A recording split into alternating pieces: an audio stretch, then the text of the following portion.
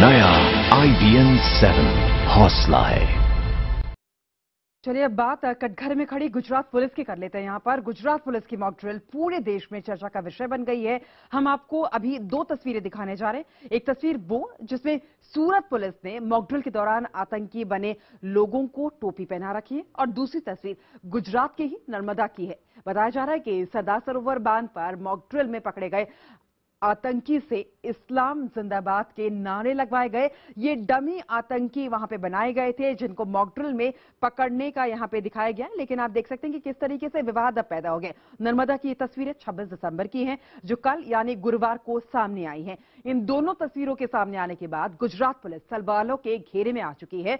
Gujarat police की इस कार्रवाई को सीधे तौर पर आतंकियों को एक खास समुदाय से जोड़ने की कोशिश माना जा रहा है।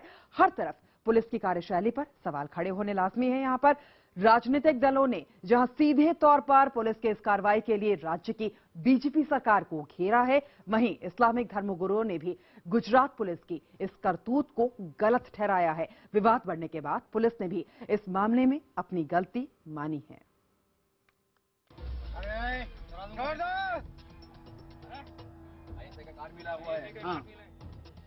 जैसे ही सूरत शहर की ये तस्वीरें देश के सामने आई, हर कोई सन्न रह गया।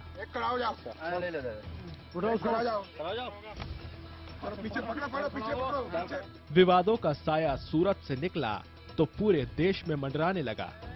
दरअसल ये सारा विवाद शुरू हुआ आतंकी वारदात से निपटने के लिए की जा रही एक मॉक ड्रिल से।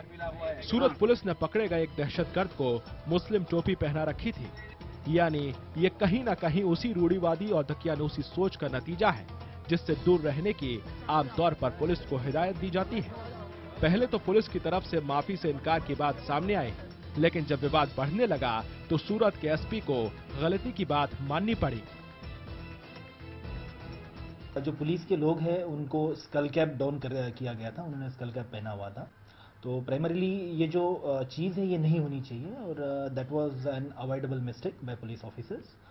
इस मामले में एक प्रिलिमिनरी लेवल पे हम जांच करवा रहे हैं और अगर ये डिलिबरेटली कुछ हुआ है या तो किसी ने जानबूझ के किया है तो we will take strictest of the action against that. इन तस्वीरों को देखकर लगता है कि सूरत पुलिस को आतंक पर मजहब का ठप्पा लगाने की सोच से दूर रहने की कोई ट्रेनिंग नहीं मिली। नहीं तो क्या वजह हो सकती है कि मॉक ड्रिल में किसी खास मजहब के शख्स को आतंकी के तौर पर दिखाया जाए। जैसे ही ये खबर सामने आई, कांग्रेस ने प्रदेश सरकार की घेराबंदी शुरू कर दी। पूरे देश के अंदर इस तरीके के हालात पैदा होते जा रहे हैं। हर संगठन सर उभार रहा है, हर कम्युनल ताकत सर उभार रही है। प्रधानमंत्री जी को सोचना चाहिए। मुस्लिम धर्मगुरुओं की तरफ से भी सूरत पुलिस की मंशा पर सवाल खड़ा करते हुए पूरी घटना पर कड़ा ऐतराज जताया गया। टेररिस्ट का कोई मजहब नहीं होता, क्योंकि ये काम ऐसा है कि ये मजहब का काम हो नहीं सकता। ऐसे मुल्क का फायदा नहीं होगा, मुल्क का नुकसान होगा। और आजकल किसी को भी टोपी पहना के उसको टोपी पहनाने से मुसलमान नहीं हो जाएगा।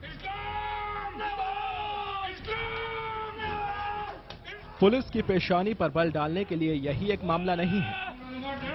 कुछ दिन पहले सरदार सरोवर नर्मदा बांध के इलाके में हुई मॉक ड्रिल में भी आतंकी को मजहबी रंग में रंग दिया गया।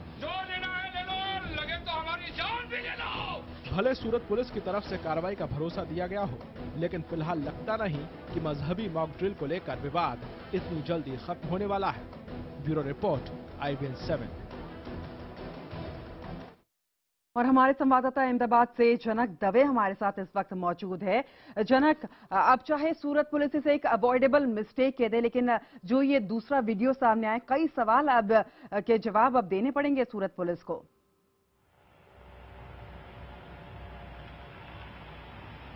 देखिए, ये जो वीडियो आया है वो सरदार सरोवर बांध पे मॉक ड्रिल की गई थी वहां का है, तो ये नर्मदा जिले का है, जिसे सूरत पुलिस इत्तेफाक नहीं रखती निश्चित तौर पर। लेकिन गुजरात पुलिस के लिए चिंता का सबब जरूर है। दरअसल ये मॉक ड्रिल पिछले 10 दिनों से गुजरात के अलग अलग शहरों में, यहाँ कहें कि जिला स्तर पर हो रही है।